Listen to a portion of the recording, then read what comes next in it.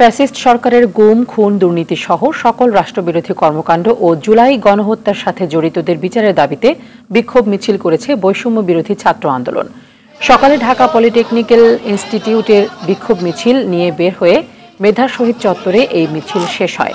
এ সময় স্বৈরাচার হাসিনাকে ভারত থেকে এনে দ্রুত বিচারের মুখোমুখি করার জোর দাবি জানান তারা। পাশাপাশি আওয়ামী দোসরদের চিহ্নিত করে জুলাই বিপ্লবের কর্মসূচির জন্য শাস্তিরও দাবি জানান।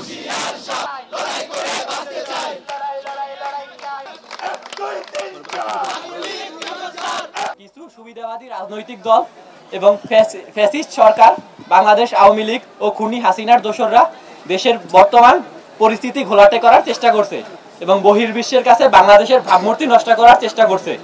অতি দ্রুত আমাদের 24-এর গণ অভ্যুত্থানের যারা হত্যাযজ্ঞ চালিয়েছে, আমাদের নিরীহ ছাত্র ভাইদের হত্যা করেছে, তাদের অতি বিলম্বে বিচারের ব্যবস্থা করতে হবে।